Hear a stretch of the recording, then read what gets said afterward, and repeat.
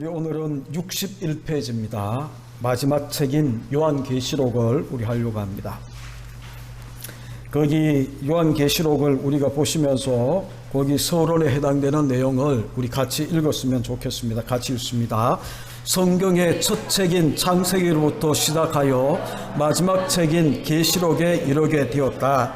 창세기가 시작의 책이라면 계시록은 완성의 책이다. 그런데 계시록 하면 우선적으로 난해한 책으로 여기는데, 그러나 계시록은 비밀 문서가 아니라 환난 중에 있는 교회들을 위로하고 격려하기 위해서 주어진 것이다. 그러므로 계시록의 전체적인 구조와 중요한 요점을 파악한다면 결코 난해한 것이 아니다. 지금 왜 이 계시록을 이단들이 기존 성도들을 미혹하는데 많이 사용하고, 또 이 많은 기존 교회에서 계시록 이 설교가 거의 없고, 그리고 성도들도 계시록을 읽으면 난해하다, 어렵다라고 이야기하는 이유가 뭔가 하면 접근 방법이 잘못되어 있기 때문이에요. 이 신학교에 가게 되면 해석하는 방법, 과거의 기준에서 해석하고 막 여러 가지 많은 것들을 쭉 이야기를 하지만, 여러분 가장 중요한 것은 우리가 이 구속사의 맥을 잡는 이러한 과정 속에 여러분 가운데 이야기 드렸던 것처럼 성경은 예수 그리스도를 증언하기 위한 책이에요. 그래서 계시록도 여러 많은 상징이나 난해한 그러한 성구가 우리 가운데 있기도 하지만, 여러분들이 이 계시록이 왜 기록되어 있냐라는 것을 우리가 가지고 여러분들이 보시게 되면 이 계시록의 중심 주제는 예수 그리스도예요. 그리고 예수 그리스도와 함께 정말 우리가 이 하나님 나라를 누리는 그러한 이 완성의 책으로 우리 가운데 주어져서, 여러분이 계시록을 정확하게 우리가 해석하려고 하면 구속사적인 관점에서 여러분들이 보시게 되면 이 계시록이 난해한 책이 아닙니다. 왜 이 계시록이 기록되었냐? 목적을 가지고 우리가 바라보시면 이 1세기 기독교인들에게 로마 황제들이 자기가 황제가 준 뒤에 예수 믿는 사람들은 예수 외에는 다른 어떤 대상에게 주라는 고백을 하지 않거든요. 그러니까 이 로마 황제들의 핍박이, 10대 황제의 핍박이 있고, 특별히 이 사도 요한이 계시록을 기록할 때쯤 되게 되면 이 네로 황제의 박해가 이제 끝나고 도미티안이라는 더 악랄한 이 황제가 이제 박해를 하고 있는 그런 모습이에요. 그러니까 지금 밤모섬에 갇혀 있는 이 사도 요한이 박해 때문에 자꾸 이제 기독교 신앙을 포기하고 배교하는 이 성도들에게 힘을 내라 라는 이 메시지를 주기 위해서 이 계시록이 기록되는 겁니다. 그런데 여러분, 이 힘을 예수 믿는 신앙 가지고, 예수가 우리와 함께 하기 때문에 우리가 승리한다, 예수 믿는 신앙을 끝까지 지켜라 라는 편지를 써서 그렇게 이 소아시아에 있는 이 교인들에게 보낸다면 편지가 그들 가운데에 전달이 되겠나요? 이 비유가 적당할지 모르지만, 제가 국민학교 다닐 때에 방공교육을 우리가 무지무지 많이 들었거든요. 배웠거든요. 그래서 근데 이 간첩들이 난파되고 나면 하는 게 뭔가요? 자기들이 가지고 있는 이 암호로, 그죠? 이 북한에서 지령을 내리면 이 남한에 있는 이 간첩들이 그 지령을 이제 이 암호를 풀어서 그 지령을 수행하는 것처럼, 상징, 계시록에 나와 있는 이 상징이나 이런 모든 것들이죠. 그런 개념으로 보게 되면 결국은 우리를 힘들게 하고 어렵게 만들고 성경이 더 복잡하게 어렵게 보여지게 하기 위해서 상징이 나와 있는 게 아니고, 그러니까 여러분 지난 시간에 이 계시록에 대해서 잠깐 이야기했던 것처럼 계시록의 중심 주제는 예수 그리스도예요. 그런데 이 예수 그리스도가 사망의 권세를 이기고 이긴 자의 모습으로 우리를 찾아오시는 거예요. 그러면서 이제 우리 가운데 이야기하는 게 뭔가 하면, 이기는 자는 7번을 반복하면서 우리가 뒤에 보면 문제가 나와 있어요. 그 이기는 자에게 하나님께서 이런 것을 주겠다, 이런 것을 주겠다라고 이야기하는 것이 계시록의 중심 주제예요. 근데 이제 21장 6절에 이제 가게 되면 이기는 자는, 그죠? 이기는 자는 하나님이 그들의 하나님이 되고 우리는 하나님의 자녀가 되어서 함께 산다라고 이야기하는 것이 이제 계시록의 핵심이거든요. 이기는 자. 근데 우리 힘으로 이길 수 없잖아요. 우리 힘으로 이길 수 없어요. 오늘 새벽기도 때 이야기 드렸던 것처럼 아브라함이나 사라나 이 믿음의 조상의 이분들이 얼마나 많은 이 실수와 정말 우리가 낙심할 수 있는 그런 이 많은 사건들을, 잘못들을 범하는 데 있죠. 히브리서 11장에 가게 되면 믿음으로 사라는 그렇게 이야기합니다. 믿음으로. 그러니까 믿음의 사람이었다라는 것을 이야기를 하는 거예요. 중간에 실수하고 넘어지고 정말 하나님이 아들이 내년 이맘때 아들이 있겠다라고 이야기할 때 비웃고 막 이렇게 하는 그런 이 모습들은 다 빼는 거예요. 그리고 난 다음에 하나님이 이들을 기입하고 간섭하고 또한 그들이 넘어졌을 때 찾아가셔서 강건적으로 그들을 이끄셔서 어디까지 이끌어 가시는가 하면 믿음의 자리까지 이끌어 가시는 거예요. 우리는 이만희가 이기는 자, 계시록 가지고 자기가 이기는 자라고 그렇게 이야기하는데 그 이제 곧 구속되느니 마느니 막 이런 이제 이야기가 이 언론에 이제 나오기 시작하는데 아마 구속이 되겠죠. 근데 그럼에도 불구하고 그는 자기가 이기는 자다라고 이야기를 하면서 수많은 사람들을 다 미혹으로 이끌어 갔어요. 근데 우리는 기존 교회는 이 계시록에 나와 있는 이 이단도 계시록을 보면서 자기를 이기는 자다라고 그렇게 이야기하는데 예수 그리스도가 이기는 자였거든요. 그리고 난 다음에 예수 그리스도를 구주라 믿는 모든 사람들은 그분에게 붙어 있으면 이기는 자가 된다라고 이야기하는 거예요. 갑자기 또 이 이야기를 하게 되면 시간이 그렇게 되는데 신앙은 다른 게 아니에요. 신앙생활이 뭔가라고 그렇게 누가 묻는데 신앙생활은 예수 그리스도께 붙어 있는 겁니다. 근데 신앙을 방해하는 요소들은이죠. 우리가 자꾸 예수 그리스도에게 붙어 있지 못하도록 우리를 자꾸 띄워놓으려고 해요. 근데 하나님은 계속 우리를 예수 그리스도에게 붙어 있게 만들려고, 우리가 예수 그리스도에게 붙어 있다 보게 되면이죠.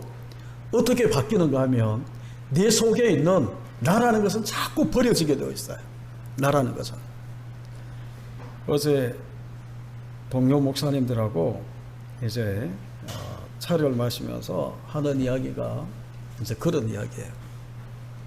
하나님의 주권과 그 이제 인간의 자유의지를 가지고 막 이렇게 이야기를 하는데, 그러면서 이제 한 분이 인간에게는 궁극적으로 이야기하면 자유의지가 없다라는 거예요. 그러면서 하는 이야기가 이제 우리가 예수 믿기 전에는 이제 사단의 종노릇 하는데, 그죠? 사단의 종노릇 하는데, 그러면 사단의 종이 되어서 사단이 이끄는 대로 우리가 살기 때문에 우리에게는 자유의지가 없고, 그리고 하나님이 강건적으로 역사해서 우리가 예수를 믿고 나면 이제 우리가 예수의 종이 되어서 우리가 나아가는데, 그러면 이게 우리의 자유의지가 없다라고 이야기하는 유튜브에 어떤 목사님의 강해가 있다라는 거예요. 근데 이제 이렇게 저렇게 갑론을박을 하는데 제가 그 이야기를 했어요. 표현이 중요한데 여러분, 이 자유의지라고 이야기하니까 우리가 자꾸 막 내 멋대로 하는 이런 것들을 우리가 자꾸 생각하게 되는 거예요. 그래서 저는 이 자유의지를 조금 우리 성도들이 알기 쉽게 바꾸면, 인간의 책임으로 바꾸게 되면 더 우리가 이해하기가 쉬운 거예요. 하나님의 주권이 있어요. 우리를 택하시고 우리를 끌어가시고 막 그렇게 해서 우리가 말씀과 기도로 더 거룩해지는 저 거룩이 알기 쉽게 여러분 가운데에 설교하면서 성숙이라는 단어를 가지고 자꾸 제가 이야기를 했어요. 그런데 이 개념들을 우리가 조금씩 제가 이제 이 목회를 하면서 세미나를 하고 막 이렇게 하면서 성도들에게 설교하고 강의를 하면 어려운 게 뭔가 하면 목회자들은 이제 신학을 하면서 이제 개념 자체가 신학적인 이걸 성경적인 개념까지는 오지 못했다 하더라도 신학적인 개념을 가지고 하나님 말씀을 듣는 거예요. 그런데 여러분들은 세상에서 이제 막 이렇게 사용하는 단어를 가지고 성경을 이렇게 듣다 보게 되면 이게 이제 세상에서 이야기하는 그 이 개념이 성경이 말하고 있는 개념하고는 많이 다른데 이제 이런 것들 가지고 우리가 이 하나님 말씀을 개념을 그런 식으로 받아들이기 시작하게 되면 이게 이제 헷갈리는 거예요. 한 가지 예를 들면 어제 이제 말하다가 외식이라는 것도 나오는데 여러분 제가 한건태 소장이 쓴 재정의라는 책에 보게 되면 외식이 뭔가 거기에는 이제 우리가 보통 외식 그러면 속 다르고 그 다른 것을 우리가 외식하는 것처럼 이야기하는데 성경의 개념은 아니에요. 세상의 개념은 속 다르고 그 다르면 저 이 외식하는 놈 막 이렇게 하잖아요. 근데 성경의 개념은 외식의 개념이 그게 아니에요. 그런 식으로 우리가 보기 시작하게 되면 한 사람도 외식 안 하는 사람이 없어. 여러분 우리가 얼마나 이게 속 다르고 겉 다르게 우리가 속에 막 품고 있는 생각하고 겉으로 막 이렇게 다르잖아요. 달라요. 그런데 세상은 이 속과 겉이 다른 것을 외식이다라고 이야기할지 모르지만 성경이 이야기하는 외식은 이죠. 자기가 모든 주도권을 가지고 하나님처럼 행동하는 그 모든 것들이 외식이에요. 마태복음 23장에 보게 되면 7가지 화가 나오거든요. 화 있을진저 외식하는 서기관들과 바리새인들이요 라고 이야기를 하는데 서기관과 바리새인들이 여러분 세리만 속다르고 겉다른 게 아니고 서기관들도 속다르고 겉달랐어요. 근데 대부분 다가 겉다르고 속달러. 근데 왜 이들만 꼬집어서 외식하는 서기관들과 바리새인들이요 라고 이야기를 하는가 하면 서기관들과 바리새인들은 우리가 이야기하는 이 신앙생활 종교 행위를 다 자기가 주도권을 가지고 하는 거예요. 그래서 내가 일주일에 몇 번 세리와 바리새인의 기도처럼 나는 일주일에 몇 번 기도도 하고 금식도 하고 11조도 하고 내가 하는 거예요. 내가. 여러분 내가 이 하는 모든 것들은 다 외식입니다. 그래서 신앙생활은 뭔가 하면 내가 하는 이것을 갖다가 죽이는 거예요. 그래서 자꾸 제가 여러분 보고 내가 죽어야 된다라고 이야기하는 게 뭔가 하면 그렇게 내가 막 주도권을 가지고 막 해가지고 봉사하고 섬기고 11조도 하고 막 기도도 하고 성경도 읽고 그리고 전도도 하고 내가 한 이 모든 것들은이죠. 하나님은 다 외식이라고 이야기를 합니다. 어렵나요? 표정 보니까 좀 어렵게 다가오는 것 같은데 그러니까 이 개념이 제가 설교를 제가 최대한 이제 여러분이 사용하는 언어를 가지고 하면서 이제 조금 오해 있는 것들은 성경 개념 이런 겁니다 라고 이야기를 하면서 여러분 가운데 이야기를 하는데 계시록도 그런 거거든요. 계시록도 다시 돌아와서 계시록도 그런 거예요. 그래서 신앙생활이 뭔가 라고 이야기를 하면 진짜 이긴 사망의 권세가 지금까지 최고의 권세였고 예수 그리스도가 십자가에 죽으시고 부활하기 전까지는이죠. 마귀의 권세가 최고 이기는 자였어요. 그런데 예수 그리스도 십자가에 죽으신가 3일 만에 부활하고 하나님이 이 하나님 우편에 성천해서 이제 이 예수 믿는 모든 사람들에게 부활의 첫 열매가 되신 이 예수 그리스도에게 붙어있는 모든 사람들은 동일하게 사망의 권세를 이긴 자가 되어서 그렇게 사는 거예요. 그래서 떨어지지 않고 예수에게 딱 붙어있는 이런 사람들을 성경은 이기는 자, 그러면서 계시록에 이기는 자가 되는데 있죠. 이렇게 이기는 자는 하나님이 7교회에 이제 이 계시록 2장 3장에 보게 되면 7교회가 나오는데 다 이기는 그에게는 이기는 자에게는 준다라고 무엇을 준다라고 약속하는 그런 것들이 있어요. 그러니까 이 계시록의 주제가 지난번에도 이야기 들었는데 666이나 7인을 떼고 막 7나팔을 불고 이런 게 중심 주제가 아니에요. 여러분 무엇든지 우리가 중심 주제만 잘 붙잡고 이 성경을 보기 시작하게 되면 전혀 조금 몇 가지 이렇게 잘못 해석한다더라도 우리가 잘못되지 않는데 이런 것들을 놓치고 난 다음에 계속 이제 이 이만희 같은 이 이단들은 자기는 이기는 자가 딱 되어가지고 그리고 자기는 이긴 자라. 그러면서 예수 그리스도처럼 성령이다라고 이야기를 하면서 그러니까 이걸 갖다가 어디로 끌어가는가 하면 자기에게 붙어 있어야 신천지 안에 들어와야 14만 4천이 되고 구원 얻는 진짜 이기는 자. 그러니까 이 기독교에 있는 이 사람들은 우리들은 구원을 못 받는 거예요. 자기들이 해석하는 그 관점에서 보게 되면 그러니까 여러분 이단도 그렇게 핵심을 붙잡고 잘못 적용해서 그렇게 이끌어 미혹을 하는 거지만 우리가 666이 어떠니 그리고 막 7인을 떼면 어떤 일이 나고 언제 7인 몇 번째 떼는 이는 어느 연도 어떤 사건이고 막 이런 식으로 풀기 시작하게 되면 맞기도 하고 틀리기도 한 거예요. 맞기도 하고 틀리기도 한 거예요. 그러니까 이 전염병 코로나19가 생겨나고 난 다음에 여러분 유튜브에서 한때는 또 막 이 종말론적인 이 징조를 가지고 많이 이야기를 했어요. 그런데 이런 징조는 시간이 지나면 다 식어버려. 다 관심을 잃어버려요. 그리고 난 다음에 징조가 안 중요한 게 아니지만 징조는 하나의 사인으로 우리가 그냥 참고하면 돼. 그게 결정적인 계시를 해석하는 그런 이 이유가 되지를 못하는 거예요.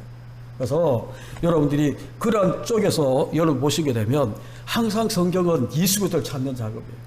구약에서 예수 그리스도를 찾고 내가 성경을 읽으면서 이 부분에서 예수 그리스도가 어떻게 계시되고 있고 예언되고 있고 어떤 모습으로 우리 가운데에 말씀하고 있는가를 우리가 보기 시작하게 되면 흔들림이 없는데 그런데 이런 것들을 가지고 우리가 성경을 계시록도 보게 되면 성경을 계시록을 읽으면 사도 요한이 계시록을 이렇게 기록하면서 우리 믿음을 돈독하게 세워주고 그죠?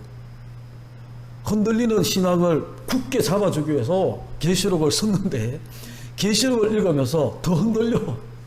막 우리는 틀리는 것 같고 저쪽에 막 이제 막 명쾌하게 상징적인 것들을 막 풀어가지고 이야기를 하면 그쪽으로는 막 맞는 것 같고 더 헷갈려.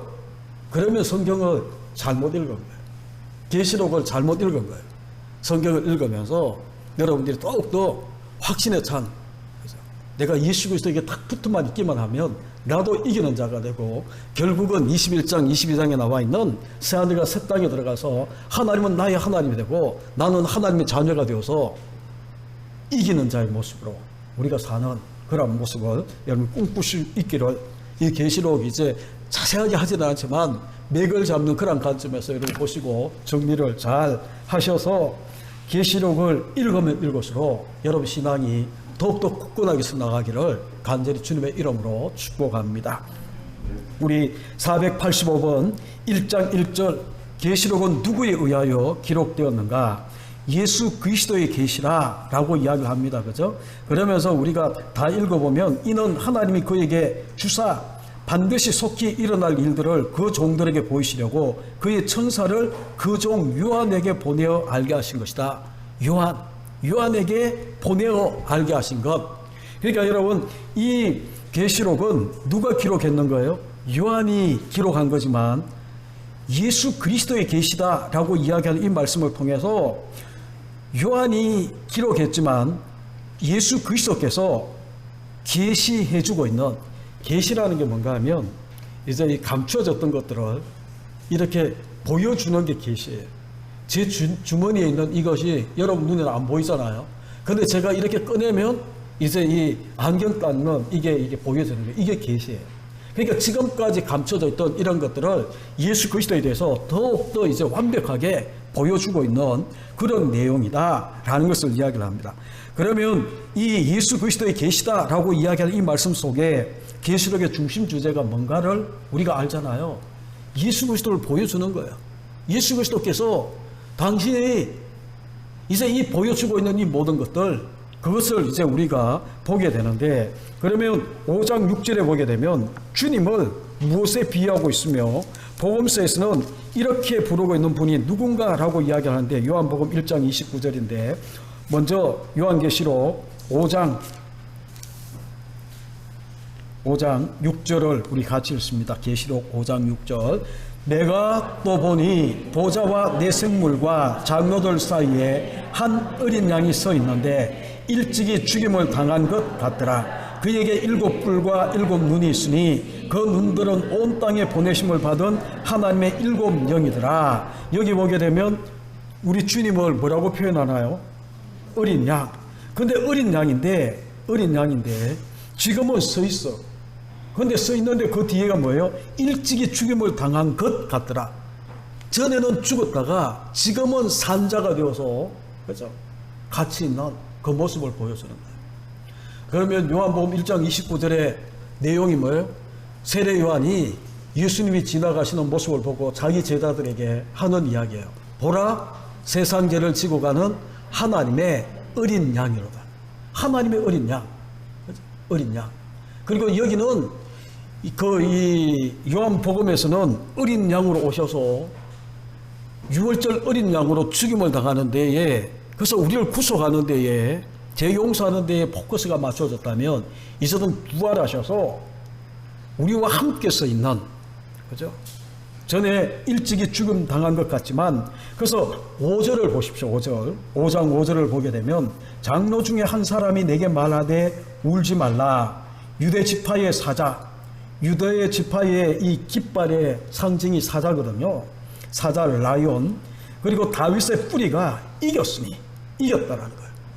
다윗의 뿌리 예수 그리스도가 이겼는데 어떻게 이겼어요? 일찍이 죽임을 당한 것 같지만 지금은 이겨서 서 있는 어린 양의 모습으로 우리 가운데에 비춰지는 겁니다.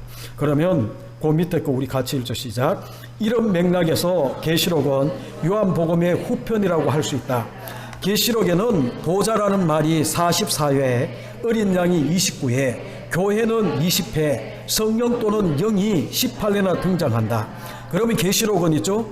보좌에 앉으신 하나님께서 자기 아들을 어린 양으로 보내셔서 이뤄 놓으신 구속 사역을, 성령을 보내셔서 교회를 통하여 성취해 나가시는 역사를 보여주는 겁니다. 여러분들이 계시록을 요걸 줄 거 놓고 여러분들이 계시록을 읽을 때마다 이것을 여러분들이 잊어버리시면 안 돼요. 에? 계시록은 보좌에 앉으신 하나님께서 요한복음에 부활 승천하셨잖아요. 하나님 보좌 우편에 앉아 계세요. 그런데 자기 아들을, 보좌에 앉으신 하나님께서 자기 아들을 어린 양으로 보내셔서 이뤄 놓으신 구속 사역, 그게 이제 이 요한복음이에요. 요까지가. 그런데 성령을 보내셔서 이제는 교회를 통하여서 구속 사역을 성취해 나가도록, 그죠? 하는 것이 바로 이 계시록의 핵심인데, 그러면 487번 1장 15절에 16절에 보게 되면 주님이 어떤 모습으로 나타나는가? 여러분 1장 15절 16절을 보시죠. 거기 12절부터 보시게 되면 이제 예수 그리스도의 모습이 상징적으로 그렇게 쭉 나와 있는데, 특별히 13절부터 촛대 사이에 인자 같은 이가 발에 끌리는 옷을 입고 가슴에 금띠를 띠고, 인자 같은 이는 예수 그리스도거든요. 그런데 지금 13절에 나와 있는 발에 끌리는 옷과 가슴에 금띠를 띄었다라고 이야기하는 것은 제사장 복장이에요. 그러니까 제사장, 우리가 대제사장으로 오신, 그러니까 우리가 이 요한복음 17장을 대제사장적 기도라고 이야기하기도 해요.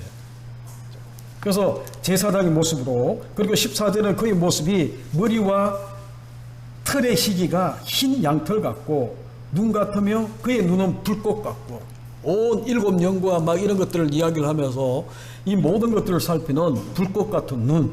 그리고 15절에 그의 발은 풀무불에 단련한 빛난 주석, 노시나 주석은 있죠. 심판을 상징하는 거야. 예? 심판을 상징하는 거예요. 그래서 그의 발에는 풀무불에 단련한 빛나는 주석 같고, 이런 이제 심판과 그리고 이제 이런 것들을 상징하는 신발을 신고 그들을 짓밟는 거예요. 짓밟는 거예요. 그의 음성은 많은 물소리와 같으며 그의 오른손에는 7별이 있고 그의 입에는 좌우에 날쌘 검이 나오고 성령의 검, 말씀의 검이라고 우리가 에베소서 그 하면서 하나님의 전신갑주를 할 때 보면 이게 나와요. 그 얼굴은 해가 힘있게 비치는 것 같더라 라고 이야기를 합니다. 그러면서 20절에 보게 되면 내가 본 것은 내 오른손에 7별의 비밀과 7 금초대가 라고 이야기를 하면서 7별은 7교회 사자요 7 촛대는 7교회다 라고 이야기를 하는 겁니다. 그럼 여러분 이 487번의 15절 16절이 주님이 어떤 모습으로 나타나 있는가 라는 건데, 지금 제사장의 옷을 입었지만 15절 16절에도 보게 되면 심판하는 그 이 군화 같은 신발을 신고 있죠. 그리고 난 다음에 많은 큰 물소리와 같은 큰 이 음성으로 그 입에서는 좌우에 날쌘 검이 나오고, 그런 이 모습을 보게 되면 어떤 모습이 여러분이 이미지로 그려지는 겁니까? 전투하는데 앞장서 있는, 그죠? 군장이라고 해야 되나요? 야정군 사령관처럼 그런 이 복장에 예수 그리스도의 모습을 보여줘요. 그런데 7 금초대 사이를 다니잖아요. 7별을 붙들고 이 주님의 교회에 종들을 하나님이 오른손에 칵 붙드시고 있죠. 그리고 난 다음에 교회 사이를 다니시면서 교회를 보호하고 지키는 그 이 모습을 보여주는 거예요. 그러니까 아까 이야기했던, 지금 교회가 핍박을 받아요. 박해를 받아요. 그리고 난 다음에 이 사람들이 이제 이 박해가 너무 심하니까 배교를 해요. 그런데 하나님이 전혀 도와주지 않는 것 같이 자기들끼리만 버텨내야 되는 것 같이 그런 모습으로 이야기를 하지만, 사도 요한이 밤모섬에서 이 교회들에게 편지를 보내면서 아니라는 거예요. 야전 사령군 같은, 그렇죠? 정말 여호수아 이 사령관 같은 이분이, 예수 그리스도가 교회 사이를 다니면서 교회를 지키고, 그리고 주의 종들을 능력의 오른손으로 칵 붙들고 그들을 지키고 보호하는 그런 모습으로, 그렇죠? 예수 그리스도를 1장에서 쭉 이야기를 하는 거예요. 그러면서 이제 2장에 3장에 가게 되면 7교회가 나오는데, 7교회에 등장하는 7교회에 나타나는 예수 그리스도의 모습은 표현하는 모습이 다 다릅니다. 이 문제는 없지만 한 가지 보십시오. 2장 1절에 보게 되면 에베소 교회에 등장하고 있는 예수 그리스도는 오른손에 있는 7별을 붙잡고 7 근처대 사이를 다니시는 이가 이르시되 라고 이야기를 하고, 8절에는 뭔가요? 처음이요 마지막이요 죽었다가 살아나신 이가 라고 이야기를 하면서 달라요. 교회들마다 예수 그리스도를 비춰지고 예수 그리스도의 모습이 다른 모습으로 쭉 나타나는 거예요. 왜 그런가 하면 나중에 이 에베소 교회가 처해 있는 그런 상황하고 이 맞물려서 그런 모습을 비춰주는 건데, 그러면 여러분 거기 487번 밑에 거기 있는 모습을 우리 같이 읽죠. 시작. 마치 야정군 사령관과 같은 모습이시다. 이는 계시록이 전투하는 교회에 보내진 말씀이기 때문이다. 지금 치열하게 영적 전투를 해요. 이 사단의 하수인격인 로마 황제나 이 로마 황제 이 박해, 끊임없는 이 박해와 거기에 맞서서 싸우고 있는 이 연약하게 보이는 이 하나님의 자녀들의 그 모습, 그런 것들을 여러분들이 보시게 되면, 우리가 신앙생활을 하면서 착각하는 것 중에 하나가, 또 여기서 빗나가면 안 되는데, 착각하는 것 중에 하나가 뭔가 하면, 예수 믿으면 세상 사람들보다 다 실력이 뛰어나고 힘이 센 것처럼 자꾸 착각을 하는 거예요. 그러면 이런 이 힘없는 박해당하는 모습이 일어나면 안 돼. 제가 이 창세기를 하면서 이 말씀을 드렸는지 안 드렸는지 모르지만, 새벽기도 때 여러분 지금 이 이삭이 태어나고 난 다음에 이스마엘이 옛날 성경에 보게 되면 희롱을 했다라고 이야기를 해요. 그러니까 사라가 하갈과 이스마엘을 쫓아내요. 그러니까 이 나중에 갈라디아서 4장에 가게 되면 이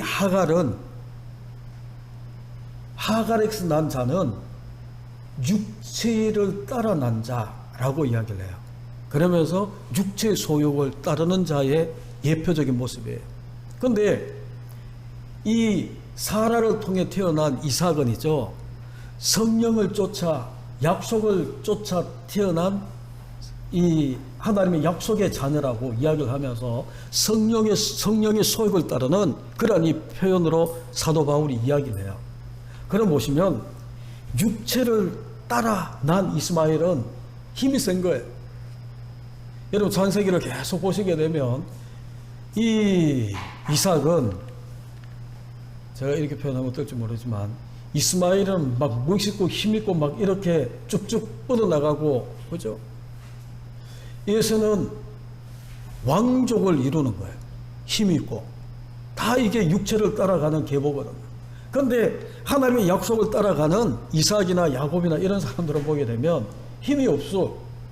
늘 핍박을 받아. 그런데 우리는 이게 어디서 이렇게 우리가 영향을 받았는지 모르지만, 예수 믿으면 세상 사람들보다 더 힘이 있고 실력이 있고, 그죠? 막 그렇게 해서 막 그렇게 안 되면 우리가 믿음이 없는 것처럼 자꾸 이야기를 하는 거예요. 아니에요. 하나님이 개입하셔서 우리가 그들을 이기기까지, 하나님이 이기게 하셔야 우리가 그들을 이기는 거예요. 그런데 우리는 자꾸 자기가 예수 믿고 나면 내가 막 이기는 것처럼, 그러니까 아까도 이야기했던 것처럼 내가 뭐를 하는 것처럼 이렇게 하면 우리는 외식하는 자가 되는 거예요. 철저하게 나는 없어져야 돼. 그러니까 여기도 보시게 되면 이제 이 예수 그리스도가 힘없는 이 성도들을 하나님 붙드시고 오른손으로 붙드시고 이기게 만드는 거예요. 그리고 난 다음에 교회들을 이제 하나님이 일곱 촛대 사이를 다니면서 그 이제 군화를 신고, 심판의 군화를 신고, 입에서는 이제 이 성령의 검이, 심판의 검이, 능력의 검이 막 나와서 그들을 물리치는 그런 이 모습에 1장에 예수 그리스도를 딱 소개하는 거예요. 그러면서 2장, 3장에 가게 되면 교회들, 7교회, 소아시아 7교회지만 지금 이 땅에 존재하는 모든 교회를 예표하고 있는 이 7교회가 등장을 하면서 예수 그리스도는 어떤 교회는 이런 모습으로, 어떤 교회는 이런 모습으로 등장하면서 결국은 거기 한번 보시죠. 2장 7절에 오게 되면, 기 있는 자는 성령이 교회들이 하시는 말씀을 들을지어다 이기는 그에게는, 에베소 교회는 뭔가 이 첫사랑을 잃어버린 이 에베소 교회는 뭐를 이야기를 하는 겁니까? 이기는 그에게는 내가 하나님의 낙원에 있는 생명나무의 열매를 주어 먹게 하겠다. 주는 거예요. 생명나무를. 이기는 자에게. 그리고 2장 11절에 오게 되면 스무나 교회는 기 있는 자는 성령이 교회들에게 하시는 말씀을 들을지어다 이기는 자는 둘째 사망의 해를 받지 아니한다.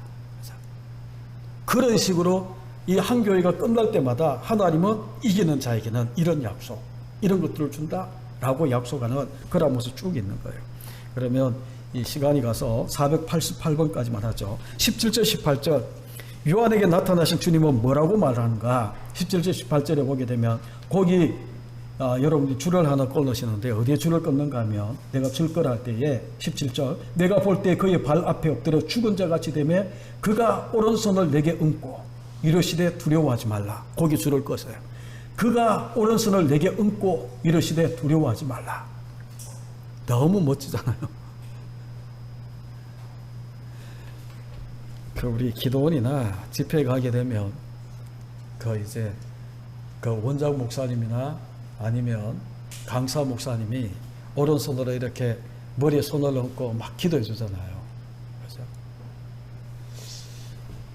정말 박해 속에 죽을 것 같고 막 그런 두려워 떠는 이 하나님의 성도들에게 예수 그리스도가 오른손, 능력의 오른손을 그의 얹고 말씀하시기를 두려워하지 말라.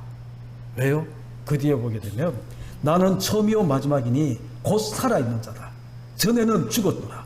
볼지어다 이제 세세토록 살아있어 사망과 음부의 열쇠를 가졌노니 그러므로 내가 본 것 쭉 이야기를 하는 겁니다. 그러니까 지금 예수 그리스도 알파요 오메가요 처음이요 마지막이요 지금은 살아있고 옛날에는 죽었다가 지금은 살아있는 그분이 함께하니까 내가 너와 함께하니까 너는 두려워하지 마. 오른손으로 얹으면서 위로하고 격려하고 힘을 북돋고 있는 그 모습을 우리 가운데 보여주시는 거예요. 우리가 왜 두려워하는가? 여러분, 두렵다라는 말이 어디에 처음 나온 줄 아세요? 창세기 3장에 처음 나와요. 창세기 3장 10절에 보게 되면 왜 하나님의 소리를 듣고 난 다음에 아담이 하는 말이 내가 벌거벗었으므로 두려워하여 내가 숨었나이다. 내가 벌거벗어서 두려워서 이 제2의 벌거벗은 수치가 드러나기 때문에 두려워한 거예요. 그런데 우리 주님이 가죽옷을 지어 입혀서 이제는 이 벌거벗은 수치를 가려줬어요. 예수 그리스도가 피 흘려주셔서 어린 양이 되셔서 이제는 우리의 모든 죄의 수치를 다 가려줬어요. 그러면 여러분, 지금은 이제 이 죄의 가리움을 받은 우리가 두려워하는 것은 불신앙이에요. 에? 성경에 처음 이 두려움이 등장하는 것은 벌거벗은 수치가 죄의 벌거벗음이 드러났을 때에 그게 두려워서 두려워하는 거거든요. 그런데 예수 그리스도가 어린 양의 이 번제가 되셔서 대속 제물이 되셔서 우리에게 다 덮어주셨어요. 벌거벗은 수치를 가려줬는데 지금도 우리가 두려워하는 것은 함께하고 나의 모든 죄에 거기에 보게 되면 사망과 음부의 열쇠를 가진 이 예수 그리스도를 우리가 믿지를 못하는 불신앙인 거예요. 두려워하지 마십시오. 그래서 우리 주님은 계속 제자들에게 두려워하지 마라, 두려워하지 마라 이런 말씀을 우리 가운데 계속 말씀하고 있는 이유. 그러면서 우리가 두려워하지 않을 이유가 뭔가 하면 전에는 죽었다가 지금은 살아있어서 처음과 마지막 나중에 되신 진짜 이긴 자가 되신 그분이 우리와 함께 하고 있기 때문에 함께. 그래서 여러분들이 그러한 것들을 여러분 꼭 기억하셔야 되는데 같이 읽죠. 그 밑에 거. 전에 죽었으노라가 요한복음의 내용이고 세세토록 살아있어 사망과 음부의 열쇠를 가졌노니가 계시록의 내용이다. 그분이 우리에게 능력의 오른손을 다 펴시고 이용원 목사 두려워하지 마. 여러분 개인들을 보고 두려워하지 마세요. 우리 주님이 그렇게 하는 거예요. 오늘 그 음성을 들으시고 내일에 대한 막막함, 지금 막 사람 이야기 듣고 세상 뉴스를 보게 되면 내일에 희망이 없는 것 같이 다 이야기를 해요. 그렇죠? 근데 세상에는 희망이 없을지 모르지만 우리 주님에게는 소망이 있어요. 소망이 있어요. 제가 희망과 소망도 이야기했잖아요. 희망은 막연한 내일에 대한 잘 될 거다라고 이야기하는, 근데 이게 안 될 수도 있지만 소망은 뭔가 하면 반드시 이루어질 희망이에요. 그게 소망이에요. 우리 주님께서. 그래서 우리는 희망이 있는 사람이기도 하지만 희망을 뛰어넘어서 소망을 가진 자가 바로 우리 자신들임을 여러분 믿으시고 우리 함께 기도할 수 있기를 바랍니다.